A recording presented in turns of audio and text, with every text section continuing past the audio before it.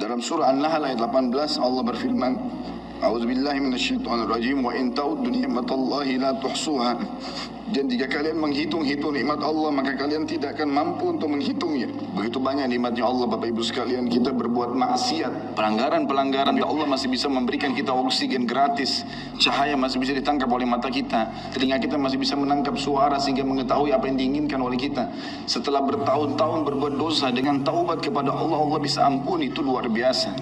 Nikmat Allah tidak bisa terhitung. Rugilah orang-orang yang tidak menyembah Allah Subhanahu wa taala.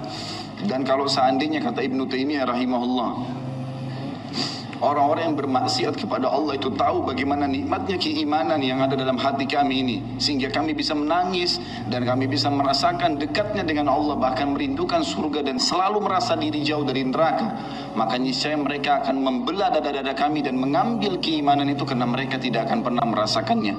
Keimanan akan membuat makanan sederhana menjadi mewah, tidur di tempat yang biasa akan menjadi nyaman, bahkan cobaan seberat apapun menjadi kecil buat kita, karena keimanan kepada Allah Subhanahu wa taala. Dan itu sebuah nikmat. Itu hanya bisa dirasakan kalau kita betul-betul memaksakan diri beribadah kepada Allah Subhanahu wa taala.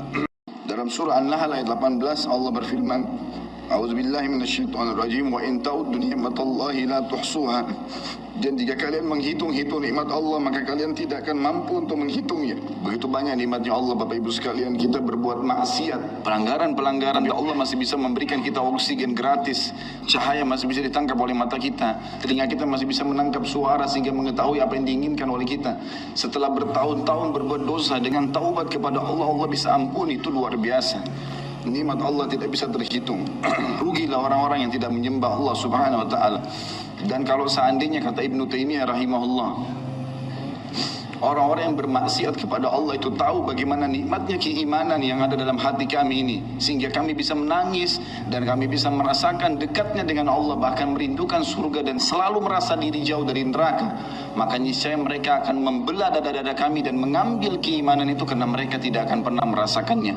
Keimanan akan membuat makanan sederhana menjadi mewah, tidur di tempat yang biasa akan menjadi nyaman, bahkan cobaan seberat apapun menjadi kecil buat kita, karena keimanan kepada Allah Subhanahu wa taala. Dan itu sebuah nikmat. Itu hanya bisa dirasakan kalau kita betul-betul memaksakan diri beribadah kepada Allah Subhanahu wa taala.